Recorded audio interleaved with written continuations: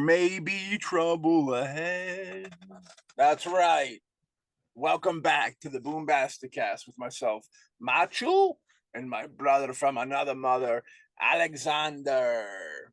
How you doing over there, you big I'm hands? doing good. I'm doing good. I don't know about you, but I feel in a musical mood. How about you? Well, it's after 8, so the guest must be great, if you know what I mean. You know, if you didn't see the title of the episode, we have the fucking incredibly awesome, super talented, super nice guy, worldwide star Taco with us this evening, and I'm super excited to get this in there. You know what I mean? I've been telling a few people, we try and keep them secret. Our guests, secret on the lowdown. But I told a couple people about who we were getting down with this weekend, and they were like excited and they can't wait to hear the episode. And I love that. Taco, man, putting on the Ritz. I heard that for the first time, and that changed my life. Like I've said 100 times in this episode, put it in heavy rotation. Taco is a heavy rotation in the Fisher household. You know what I mean? The house that Boombastic built, it is in heavy rotation. Alex, where does Taco fit in your life? And we're talking about the musician, the musical artist. We're not talking about. Yeah. I have to admit, other than putting on the Ritz, that was the first thing that I really knew from him, and I really liked it. I always loved the song, and his way of doing it, I thought was really catchy and was a lot of fun. Of course, when I heard that we were going to be interviewing, I did a deep dive, Yeah, and oh man, his wealth of music is mind blowing. yeah, And as we'll probably be getting into it, is he doesn't stay with one genre. A lot of artists get stuck in one genre, whether it's placed on them by the label that they're working for, or whether it's the only thing that they do or want to do. yeah. But Taco jumps from different genres, and he blows you out of the water with each one. Um, there's not a dull song he sings, and when you listen to it, it's infectious. It is. It's music that makes you feel good, and especially with trying times that you have to deal with in this thing we call life. That it's good to be able to put on music that just makes you smile. I agree 120%, my friend. You know what I mean? And that's what Okay. we're about to pop into today. So, without any further ado, ladies and gentlemen, for the first time on the BoomBastic Cast, we welcome the great, the powerful Taco. Oh, Taco, welcome to the show, the BoomBastic Cast. You know what I mean? This is an absolute honor and a privilege to have you on this show. I gotta say, me and Alex have been fans for a long time. You know, the music is so great, man. We're always trying to turn people on. We're telling you we do like the films and stuff, and the music's perfect for movies. There should be more Taco music in movies. That's what I'm saying. You know Yeah. what I mean? wonderful. Well, I first of all, great to meet you too. Hi, Matthew. Hi, Alex. How you doing? Thank you for inviting me to your show. And yeah, it's been an honor. I often get phone calls from my publishing company saying they want my songs for movies, and one of the last ones was The Call with Haley Berry. Yeah. And that was a nice little cameo spot. Yeah. That's cool. Like I always love it. Classic jams. I remember putting on the Ritz.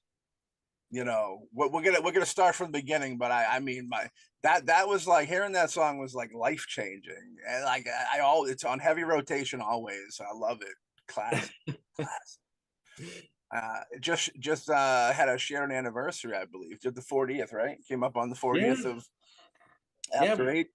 We're celebrating 40 years of After Eight, and putting on the Ritz this year. So my company Aviator is putting out all kinds of bonus material, especially this year, of course, and it's going to end with a great big bang surprise when it's over. I like it. I like Nice. it. Yeah. Yeah, there's a lot of you guys are remastering and doing all types of really cool stuff. Everybody get out there and check that. Yeah, it's wonderful. If you go to the YouTube channel, this new company I signed up with has taken so much, yeah, what do you call that? They put so much input into this, digitalizing all the songs I've ever recorded, even demo tapes from way back when. I went to the Yeah. vault, got them all up, dusted off the Yeah. little cassettes, and they've really done wonders. And it's so much fun. I mean, there's one example I did live in Japan, and I thought it was lost forever, but it was on cassette. Yeah. But it was already hanging out of it, and Yeah. spaghetti. And I mean, the technical team, they did a wonder. It's a miracle. It's a miracle job that what they did. They got the whole show remastered and everything from that little tape. So yeah, thank God.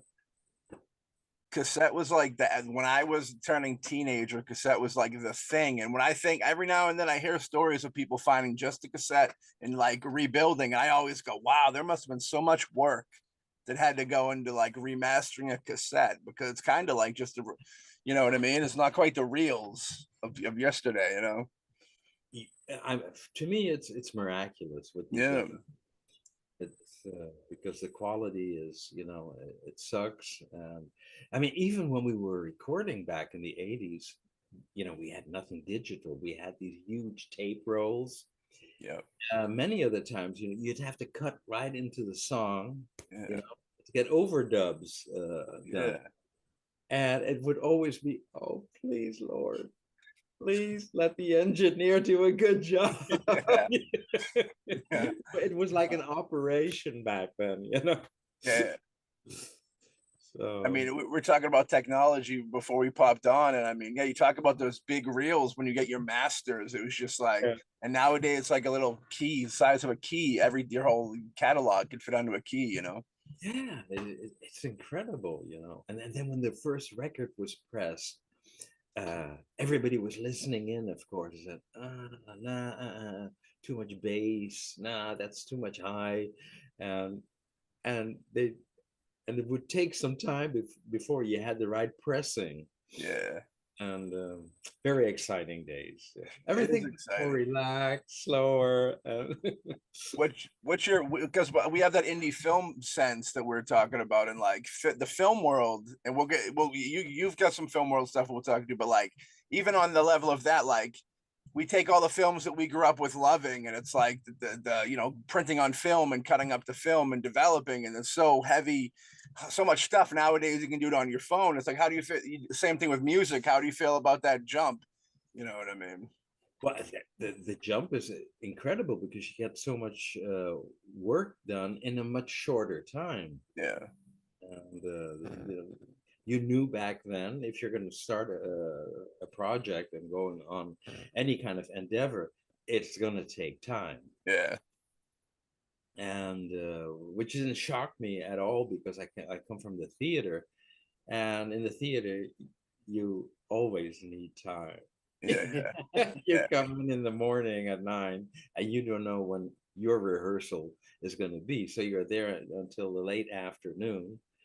And so you learn to be very patient. Right. When it says, okay, you're on, bam, you got to be there, Yeah.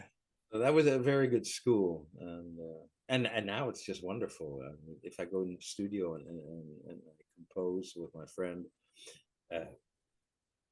all we do is then, we pick out all the goodies really fast, and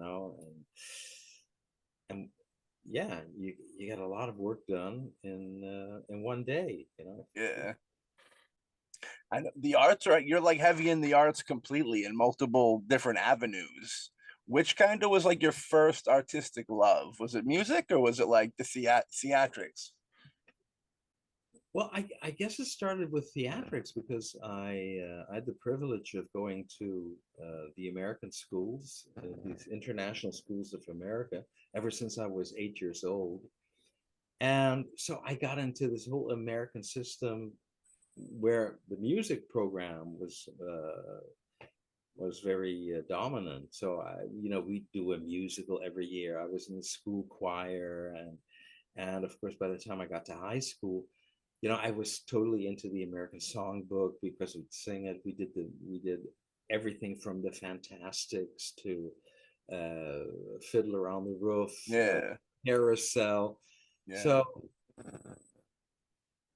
So I was accustomed to doing stage work at school, and that was a very good basis for later on. And then I went to acting school when I came to Germany,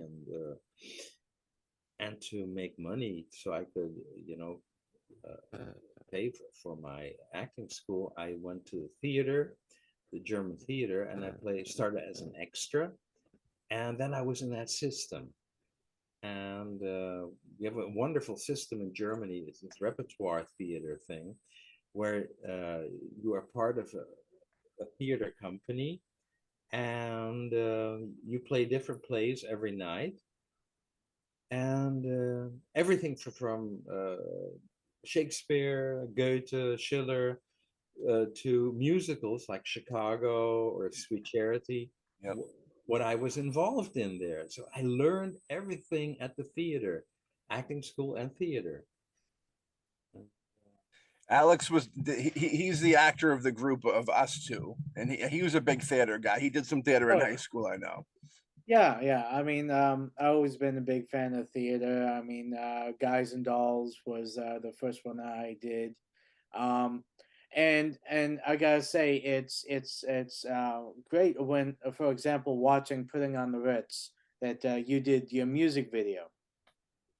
I really loved all the visuals in there, and the little tap dancing sequence I loved. Um, the question I have about that is, when you were putting the music video together, what was, I mean, there's a lot of different things that was going on. That what were you trying to get across with the song and also the music video? Because there's a lot of different things that you can pull from it. With the vagabonds in the beginning, and more of the those dressed up with the face paint. And I was always curious what was going through your mind when you were creating that. Well, you have to understand, I was on tour, and when you have a song that's out in over 45 countries, charting, back in those days, we didn't have videos.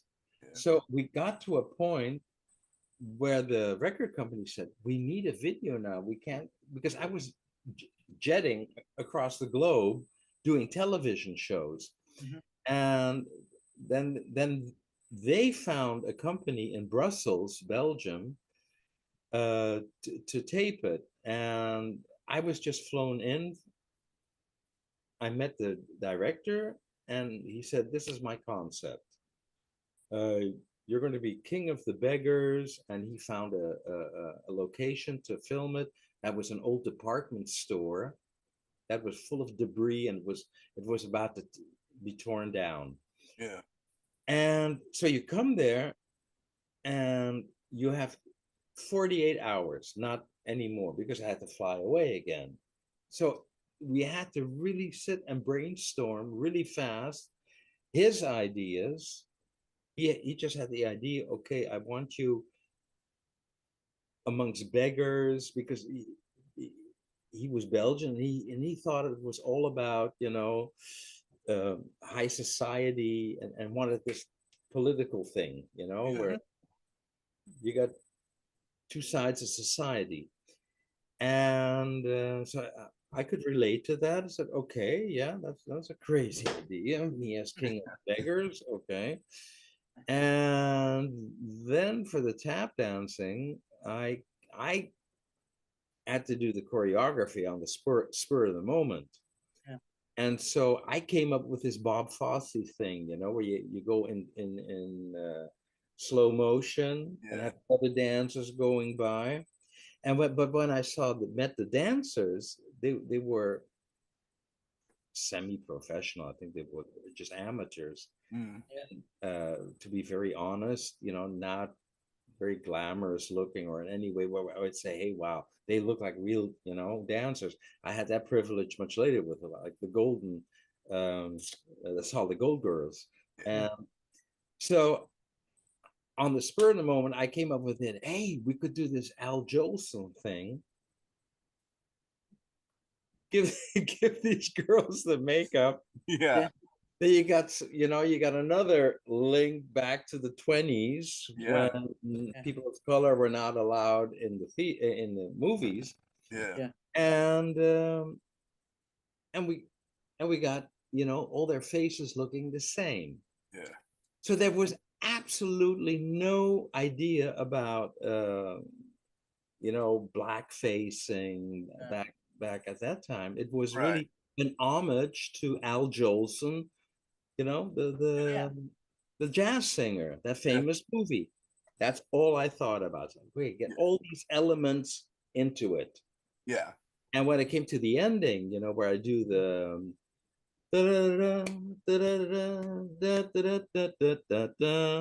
Alexander's Ragtime Band, or I'm dreaming of a white Christmas.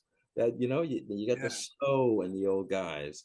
Yeah. And so, but this was all spontaneous. It was all on the spur of the moment. Yeah. And I think a very cool video came out of that. I love the video. I know it. I know it did catch some flack for that, the Al Jolson deal, but it's like I just try and go at anything like that nowadays. I got so much hell for that, but Yeah. much later, not in the 80s, much Right. later. And yeah, what can I say? People are so sensitive nowadays. Modern problems.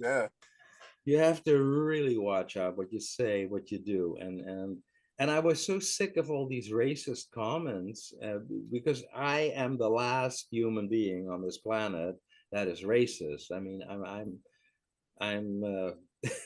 half Indonesian, half Jewish, half Dutch, half French, blah blah blah. And I would have thought, the United States, which is a country of immigrants, wouldn't be that touchy, And I would have loved to scream out to all of them, hey, this is your history. Right. I know it's not perfect. I mean, who has a perfect history? Right. But okay, so we took it down and some cutting, I think, edited some stuff up. You got us, So I hold it close to my heart. Yeah. No matter what. Exactly. I always took like the the metaphoric of like almost like even though you have money, you're not quite, you're not great because you have money. It's kind of showed the flaws a little bit in like, I think that's kind of the thing I took from the music video. You know what I mean? Yeah, everybody, interprets something different in it, and I kind of like, I like the idea of these contrasts. I try to look at life as not black and white, but a lot of shades of gray. Yeah. Well, that's the sign of great art, is when like people can look at it and see different things. You know what I mean? It's definitely. Yeah, it's just open up the horizons, and I think when you're dealing with art, if it doesn't have a strong effect, whether it's positive, whether it's negative, whether it's kind of in the middle, I mean, if it gives you a strong feeling one way or the other, I believe it's done its job. I mean, unfortunately nowadays everyone wants to do creative and artistic things which don't stretch or try to say anything and all that, and everyone's happy with it. In my opinion, isn't really art, it's just placating. And yeah, I mean, like I said, I really think I I understand people's, might have had issues with it. I thought it was well put together. I thought it really had a cool message, And as you said, unfortunately, people's going to cause problems when there's no need. I mean, it was a very artistic and for the time, really great music video. Yeah, I still love it.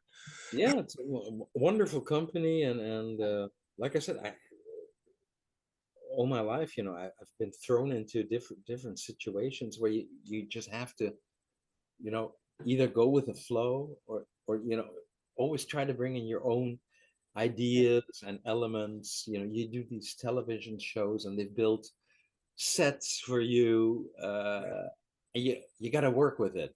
Yeah. You don't have time and the least arrogance to say, no, I'm not going to perform over here. Yeah. So you always have to work with what you got. Yeah.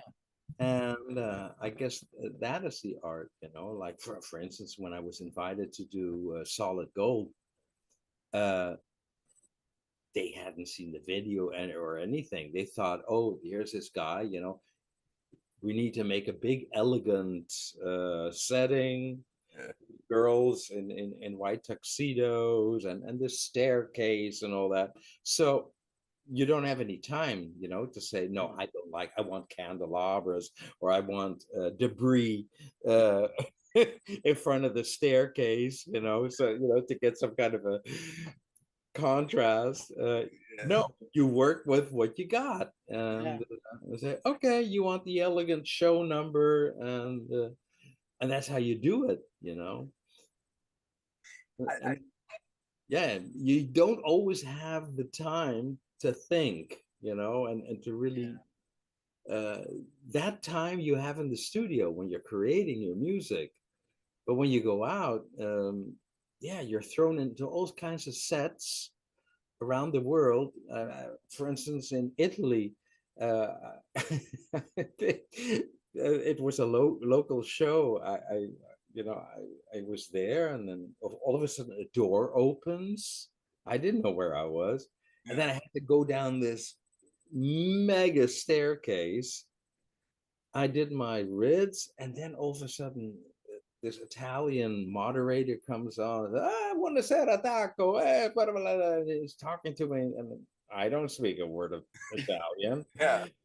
And then he comes with some really ugly looking sweater, because that was sponsored by Luigi Sweater Shop. I don't know. And here I am in my tuxedo. And I have to try, and he tries to put this sweater on me, and I'm going, oh God, these pictures are going to be terrible,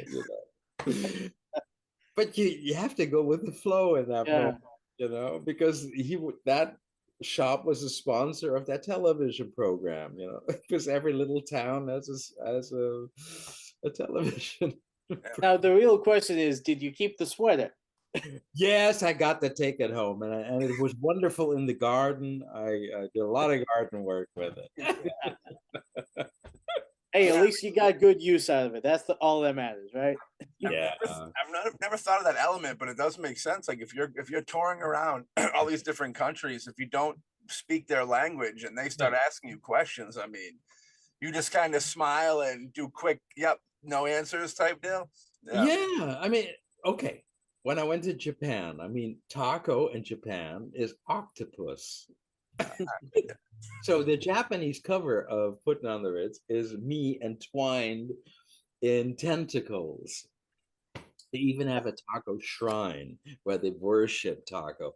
Nice. So the first thing they did when I went there was take me to a taco shrine. And here I was on my knees in front of a shrine, praying to a god I had never heard of, the taco god, and hoping that my record would, be a success in Japan. And in every single TV show, they made me try all these different octopus dishes. And now that was very hard to take.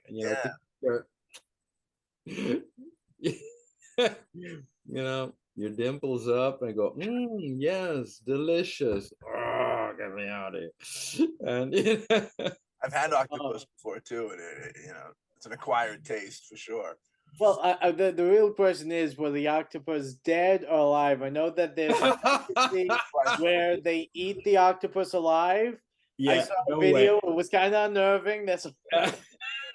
No way. I'm hoping you didn't have to eat it while it was alive. That's all I'm saying. No. Listen, I always say, you know, I'll try anything one time, you know. Yeah. But no, live octopus, I don't think I could have swallowed that.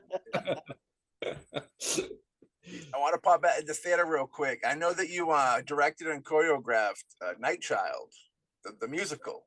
Yeah. What did you think stepping into the director? Was that the first time stepping into directorial shoes? Yes, and see, the director got sick, and this show had to be put on. Yeah. So I took over from there because I was already doing the choreography for all the actors, and yeah, it was of course, you know, everything's exciting when you do for the first time. Yeah. And I think that, you know, living in general is a big jump, a big splash into cold water. Yeah. If you if you if you're afraid, forget it. You're going to be, you know, at the edge, and other people will take over. But I think it's very challenging, you know, to just jump in the water, do it. I mean, in the end, I mean, what can you lose? Right. And, It's true. Yeah, theater, like I said, we do the films, you get the takes and stuff like that, then you edit it out. But theater has got to be more nerve-wracking because it's live, it's there. You can prepare, but once the clock starts in that moment, you got to follow it out like to the T. You know what I mean? but the good thing is, okay, here, especially in Germany, but I think even in the States, because, you know, you try out your shows in the country before it hits Broadway. Yeah. But in Germany, we also, you know, you still work on the shows. Like premiere is always very nerve-wracking. Yeah. And as the show moves along, then you finally, you know, you feel much more comfortable with the part, and you can try certain things out. And actually, the show gets better, you know, with time. There is no show that's finished on premiere night. 99% is maybe finished, but you go on from there, and that's the nice thing about theater. You know, you can always work on it again. Yeah. Yeah. If you do things on film, and they edit it, that's it. Yeah. That's true. Yeah, I mean, theater is a very learning experience because, as you said, that you know, I mean, you do it on premiere and then on closing, it's if you do it right, it's a very different. It's very different because I mean, you learn to work and try different things, and you know, sometimes there's a happy accident, you know, and you're able to work with it. Yeah, that's what I've always loved about theater. You know, you always get a chance to be better. Yeah. And yeah, you know yourself. It's the same in life. You know, you come into a situation and it doesn't feel right, and you kind of wish, oh God, can I please come through the door again? Can we start from scratch? Yeah. And in theater, that's a nice thing. You know, if you blew something, or you yourself know the very first, I blew it, and Yeah. and it's nice to have a second chance, and that's the cool thing about theater, you know. Yeah. I mean, it was funny because I mean, I did theater early on, and I remember I did one production where my character had a lot of lines with another character, but the actor playing the other character couldn't remember any of his lines. So so I literally learned my lines, his lines, and I mean, there's a whole section that literally we only ran for like 2 weeks, okay? And there was a whole section he kept on messing up. So we ended up skipping a whole kind of needless section, but kept the thing going. And on the last night, the very last night, was the first time he said that line that we needed to actually bring in. So after he said it, we were like, shit, now we have to remember what we've been skipping all this time. So we just kept on going. And yeah, it was also a great experience for me with improv because there was a lot. I mean, other times someone either forget a line or they went early with the line, so I had to then like, okay, how do I get the point across, modifying it slightly but yet keep everything going. So I mean, and going with, for example, you showing up 48 hours doing putting on the Ritz, I can only assume that doing theater with that kind of improv that you kind of have to learn to keep a theatrical production going, that probably helps when you find yourself thrown into these things. Yes.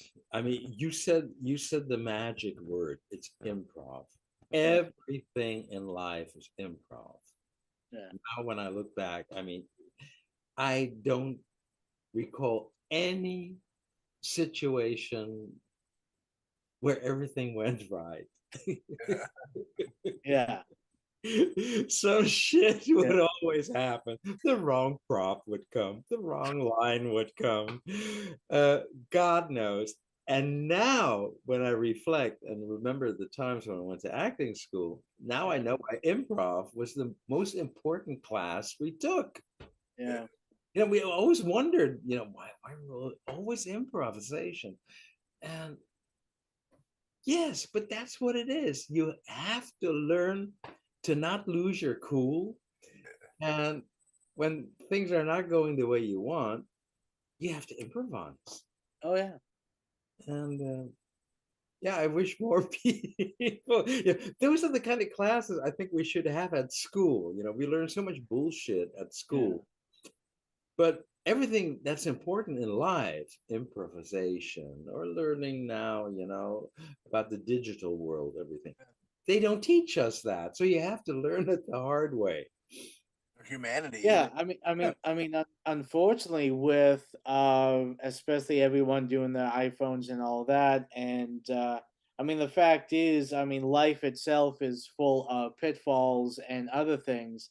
And honestly, if anyone was to ask me that one acting class that would help, not just in acting, but just in life in general, Yeah. it's improv, because you have to be able to roll with the floor. If someone gives you a left, you're expecting a right. You have to know how to go with the left. Yeah. I mean, that's life. Hey, you're right, and you're always thrown into different situations, especially when you're on tour. You're in different countries, and you have to learn to pick up things so fast, and try to get into the vibe of a country, the mentality. And but today I'm very grateful because now the globe is it's like a village.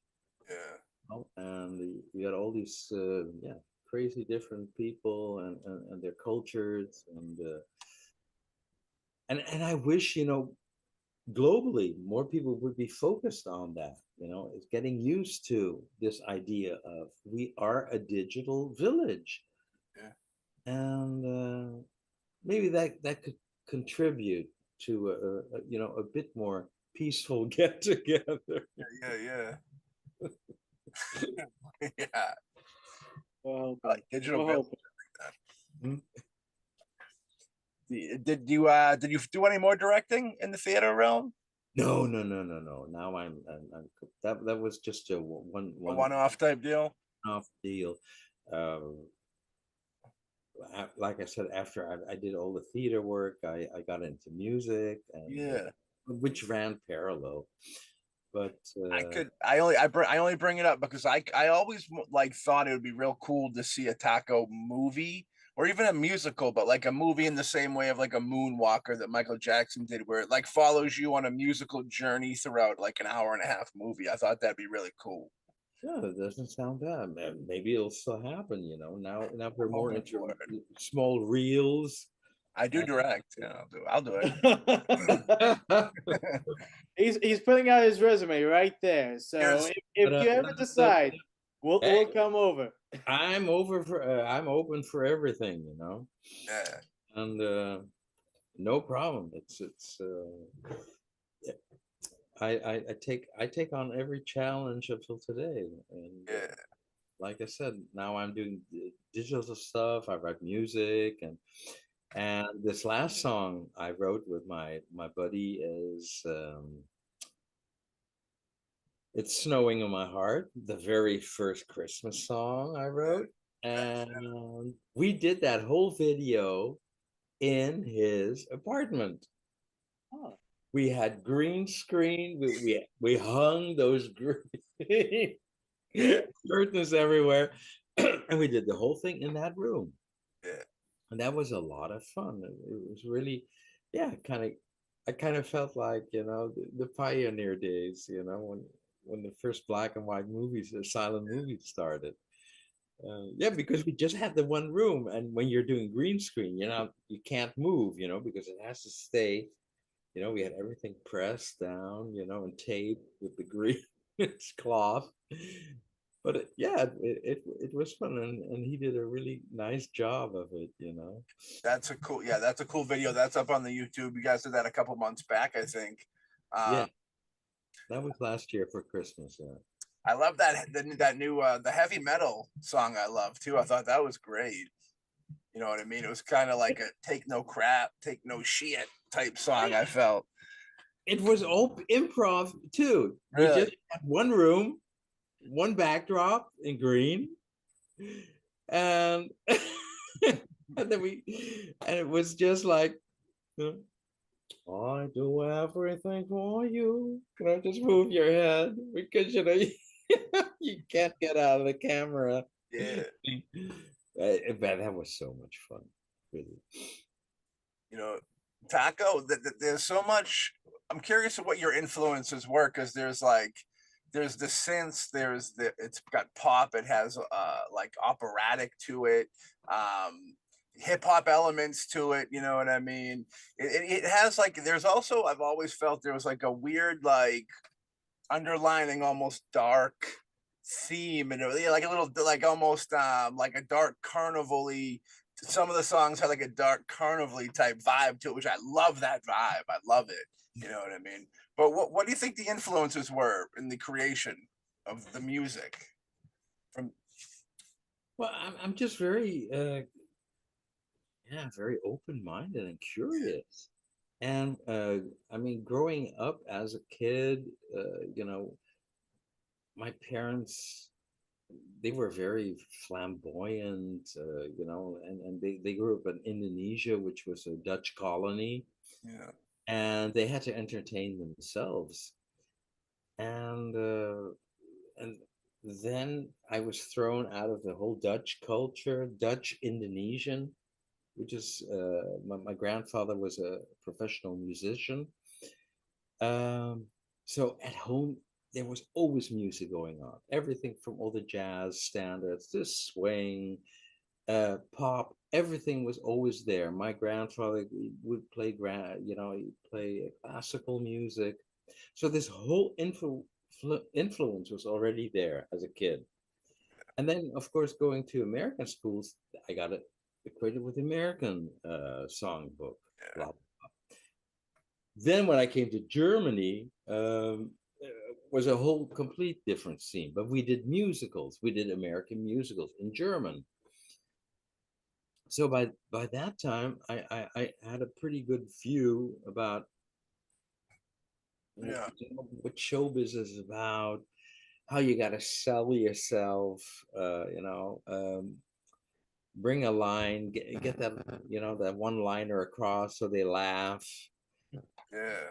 Um, you know what I mean? You know, it's all about getting something across. Yeah. And it takes time before you get into that. Yeah. And then, and because it interests me, like when you are doing I love silent movies, for instance, because you don't have your language. So you have to go, oh my God, there she is, what have you done to me? I mean, you have to go really over the top. Yeah. And then you learn that filming is a completely different thing. You got to do everything with your eyes. Yes. You can't use your body anymore. It's like, just get the line across, okay? Don't fuck with me, okay? So you have to do everything just with your eyes. Yeah. And when you get all these extremes, then in the end, you're just trying to tell a story, and that's what I always try to do. It even in the videos, no matter what I do, when I write the lyrics, write little stories. That's what I've always, Don't just write, Louise, I'm down on my knees, begging you, please come home to me. Something like that. That's boring. Right. But a little story in a 2-minute song or 3-minute song, that has always interested me. Yeah. Yeah, you're a great storyteller, man. And I wanted to bring up the hip hop thing because some of the way not just the opera rap, but like there's even in like putting on the Ritz and stuff, there's ways that you flow to the beat, like lyrically, that's like boom, it's right there. And it's very hip hoppy. You know what I mean? I love it. It's good stuff. Because it just came up. Yeah. When I hear one thing one time, I go, okay, that's cool.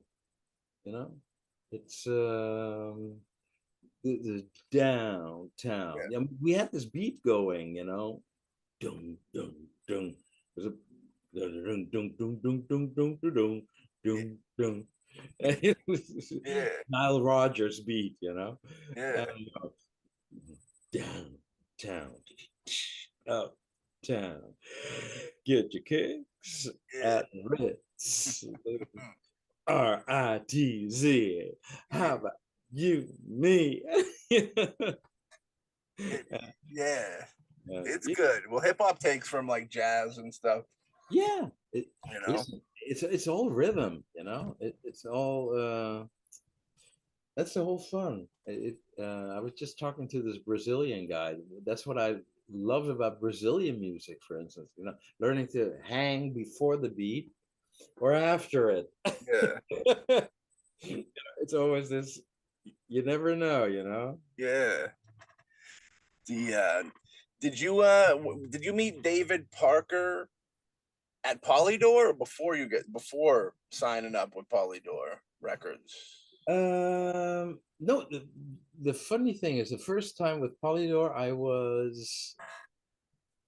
I did this Eurovision Song Contest.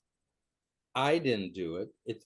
At that time it was an author's deal, and I had done a lot of demos. So I was when I was young, I was working as a demo artist, and at some point they offered me this demo and says, "Can you record this?"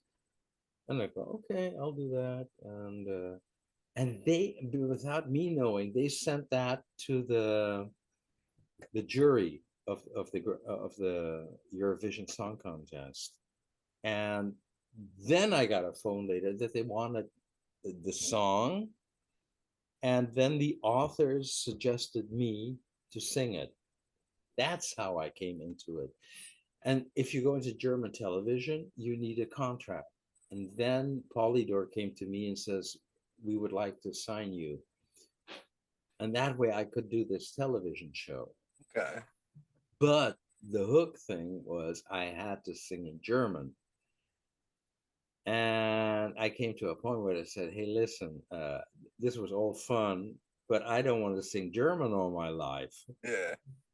And here I am. I'm something like 22 years old. And my first contract, it was a very good contract. And I went to the big boss and says, "Please, I don't want to sing German all my life. Can we?" And we ripped up the contract. And here I was without a record deal, and I didn't know what to do anymore. Yeah. And that's when I came up with the idea. I had done Chicago at the theater, and this, this whole image with the, the tuxedo and the slick look and then the white paint. I go, hey, I just seen a movie that's entertainment where with a clip in it with Clark Gable singing "Putting on the Ritz." I go, hey, that would be so cool. You take this old nostalgic music, you got the look, and then there was this whole techno thing coming up in Germany. All the electronic music, Nena, and all of that. Yeah. And if you could mix that with old-fashioned music, maybe that will work. And then people would forget everything you did for the Eurovision Song Contest. Yeah. And then I found David through his best friend, who was the bass player for Gary Glitter, and he had landed in Germany. And at some point, he said, "Okay, I'll get you together with David." And that's when we did the brainstorming. I sold him my idea, and David said, "Okay, then I got another great guy. He's much older than the two of us, but he knows that whole era." Yeah. And that was Werner Lang. And then the three of us sat down, and then we created this. Yeah. Yeah. So, I love it, man. You guys had a great run with each other. well, You know what I mean? That's the thing with Taco is those you put on a Taco record, you don't have to skip songs. You play that thing whole thing play out. They're that good. You know what I mean? Hell yeah. okay. We try to keep it interesting. Yeah. You know what I mean?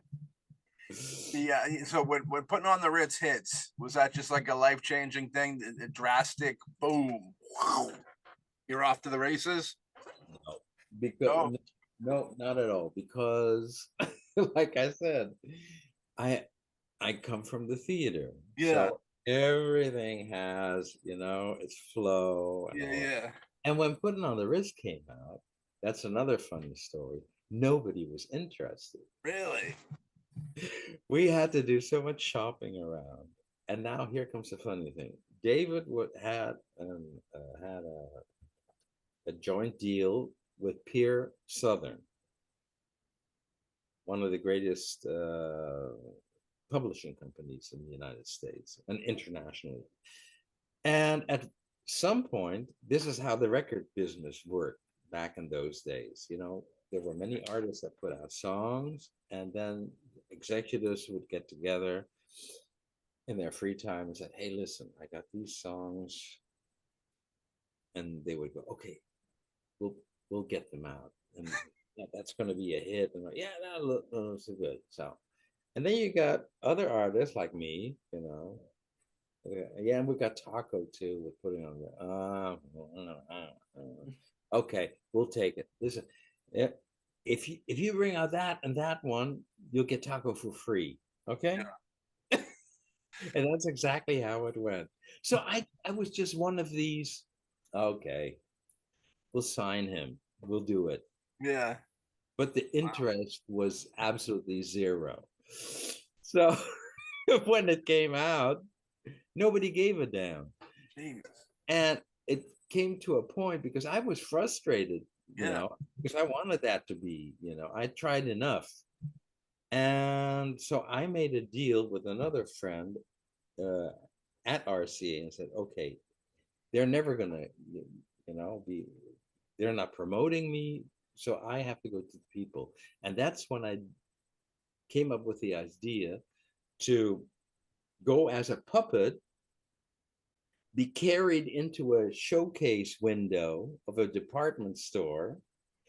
And I would say, hit it. And they would play electronic music. There's actually on YouTube, there's a tape of that where I do all this computerized, there's a robot going. And then at some point, when enough people were standing in front of the window on the street looking, what is this? Then I do Putting on the Ritz. And after it, they'd carry me out of the window. And then I do an autograph session. Yeah. Oh, nice. So that that was a minor success. And after that, it kind of trickled down and it died. And to survive, I opened a sportswear shop with my father. Oh, yeah. And half a year later, after everything, you know, for me, the whole theme Ritz was over. I got a phone call from Sweden, RCA Sweden, who said, "Could you please come over to do some promotion?" And they go, "What? Promotion of Ritz?" And I thought I was dead. Yes, it's bubbling under. It's going very, very well here. I go, okay. Oh, I fly to Sweden with my tuxedo and my bag, but I came there and I thought, okay, so Sweden sounds like, you know, countryside. I put on an overall. I thought that looks really Swedish. And at the airport, there's this limo, and I go, "Oh my God, a limo to pick me up." Okay. And at night, I had a performance in one of the biggest discotheques in Stockholm, and I looked through the window, you know, through the curtains, and all these girls are in gowns, you know, like in the 40s, all dressed up. The guys all in tuxedos, slick back hair. And I go, oh my God, what's going on over here, you know? And I just had a single. I had Puttin on the Ritz and After Eight on a single. Yeah. And they were freaking out because to them it was, hey, this is the latest thing. I really started a vibe there. And by the time I finished, I did the flip side of the single like 6 times. Ritz, After Eight, Ritz, After Eight, Ritz, After Eight. And by the time I left that weekend, the LP had gold status. Yeah. Only problem was there was no LP. The single? There was just a single. Yeah, because it was dead. Yeah. So when I flew back, David Yeah. was there and said, Taco, we have to bring out an LP in the shortest time possible because the sales were going up. And then we really, I swear to God, I was in his studio every day. We were working and to try to get After Eight together. And then that thing just skyrocketed. Then I flew back and then I did the whole Scandinavian tour. When I was finished there, I did everything down to Portugal. So I worked all of Europe. Yeah. So yeah, it was all, you know, a bit later than, you know, so ever since then it was, you know, working under pressure. Yeah. Did you tour for like 2 years? How long did you tour off of the Puttin up? For years, because it was all jet lag. Yeah. I couldn't come, you know, and the era of videos hadn't even started yet. Yeah. It was the same in the States. The States wasn't interested in Ritz either, but I was selling so many records in Canada that at some point, you know, it was platinum in Canada that the United States said, I think we should bring him over to the United States. So it's been a totally crazy career because it was never, you know, hey, we want Taco, we'll support you and all that. That's happening now, funny enough. Now I have a company who loves me and is really putting all their effort into it to, you know, get that whole product back. Yeah. And then you guys got out and you did Let's Face the Music. Yes. That is another incredible. I'd argue to say that I love those first two albums a lot. But I think that even Let's Face the Music, I think is even you kind of really reaching your stride of like, you know what I mean, the greatness that you guys do for sure. Yeah. Well, by that time, this is another thing. Usually, an artist is signed by a record company because they like that style, Mm, and you kind of have to stick to it. I always had the privilege to have the freedom to do what I want, yeah. to go into different styles of music. And when we worked on Let's Face, by that time, I didn't want to pursue this image of a crooner. This if you're blue and you don't know, this whole thing of megaphone sound. I said no. Now I want to do. It's kind of like the movie Singing in the Rain. Yeah. When the silent movie goes into Yeah. speakers, and many of the actors, they just didn't have nice voices, so their careers bombed. I said no. I tried to be very consequent on After Eight, without this typical crooning sound of the 20s. That's the acting part again. You see? Yeah. Let's face, I wanted some real taco. Yeah. And I had the chance and nobody to stop us. And I'm very grateful for that. And I said, hey, I want real brass this time. Yeah. So we had the real brass and all that. And and from that point on, I delved into a lot of styles. And we did the swing album. Yeah. And later on, Tell Me That You Like It, where I wanted to sing in Spanish or in Brazilian and Portuguese. And it's got to be fun. You got to stay open and try different kinds of styles. I would hate it, to stay in just one style. And I'm just very, very lucky. I'm really one of the very few who has this privilege, that he can go into all these different styles. And there's no company saying, it has to sound like Right. what you did. I love it. I love it. We've had you on for a little bit here. We appreciate your time immensely and your talents, man. It really is an honor.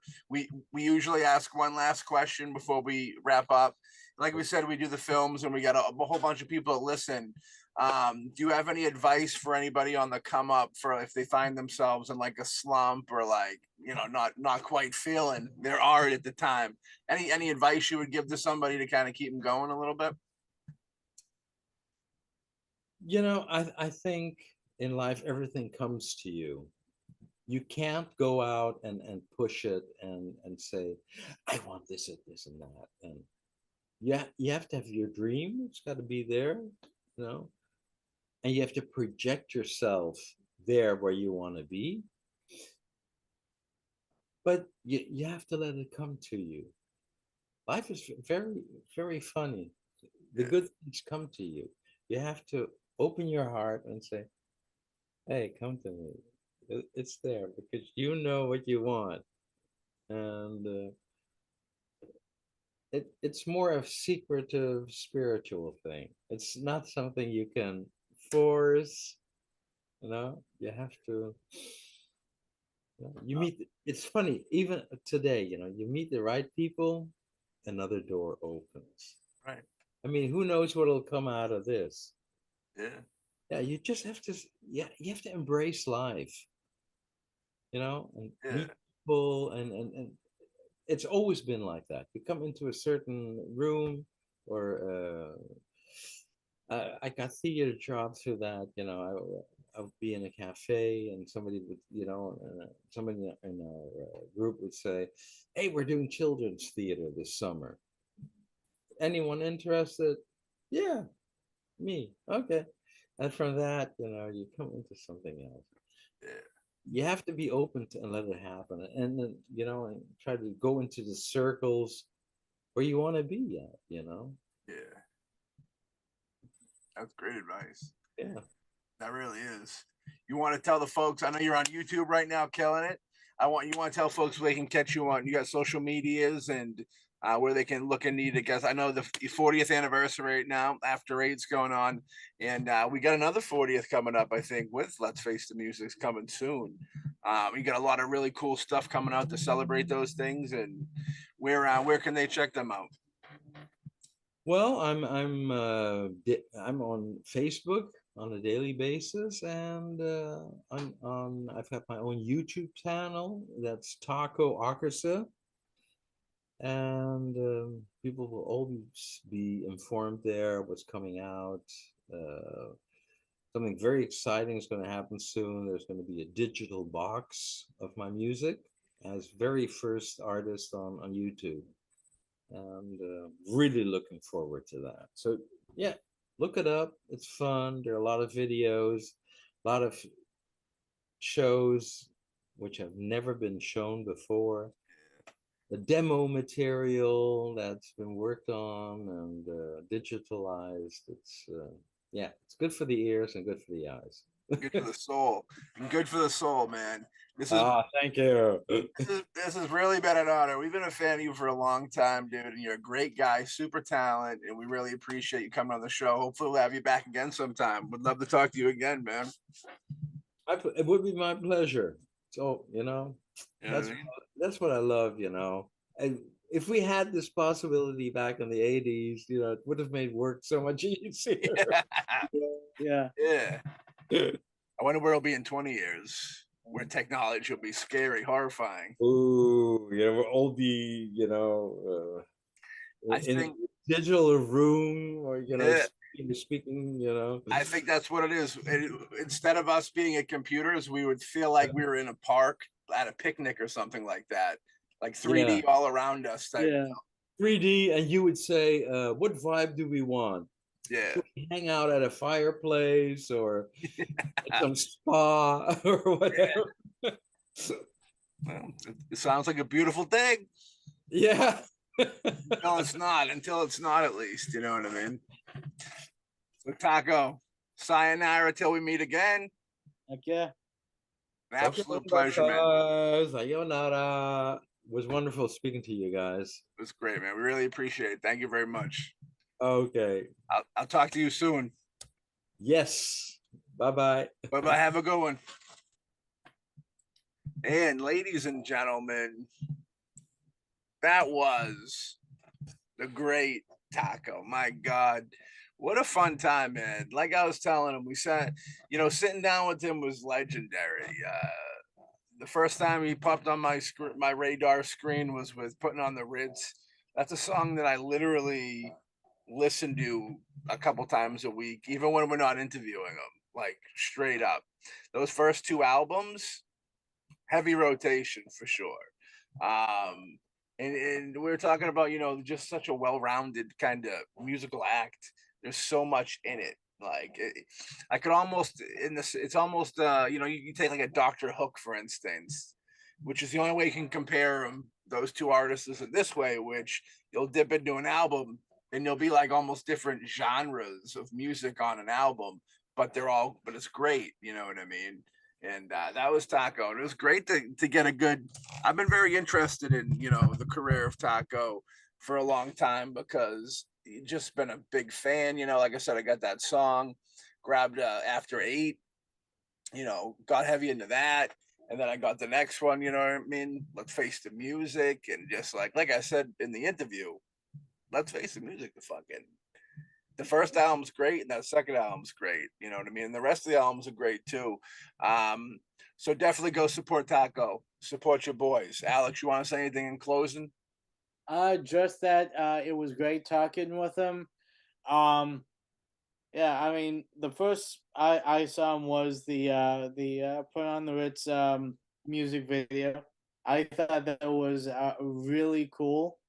Um, of course, when I started looking more into his stuff and going off what has been said, is that he doesn't stay with one genre, which is just great because there's too many people I find that are either forced or just stay in one genre. And the only way I think that people can truly grow, especially as an artist, is to try different things.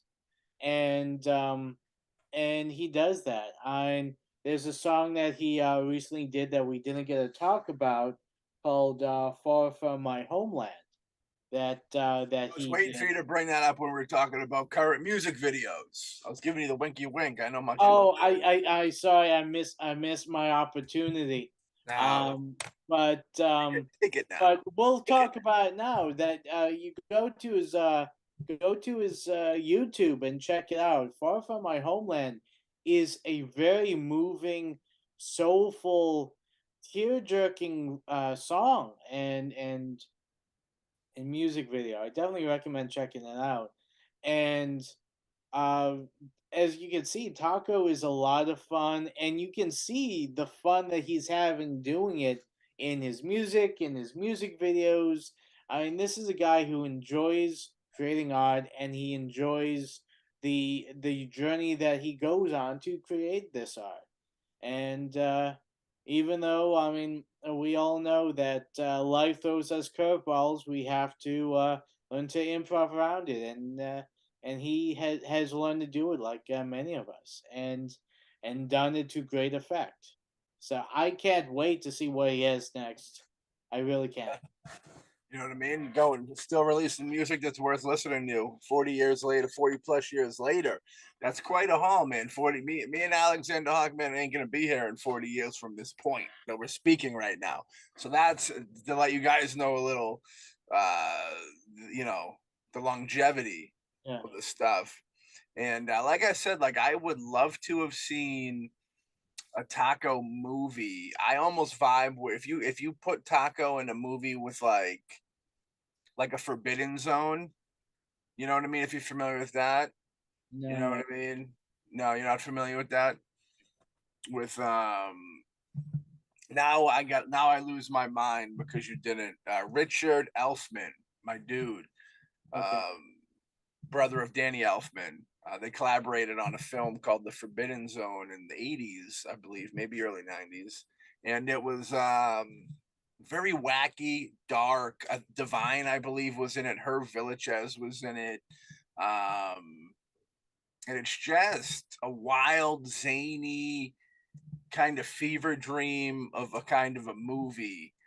And Danny Elfman plays a character in it where he's kind of like a devil dude, but he sings and stuff and dances, and that's Taco. In my mind, I picture Taco, so I would love to see a Taco movie, like that starts black and white and eventually goes through color, like it would transition.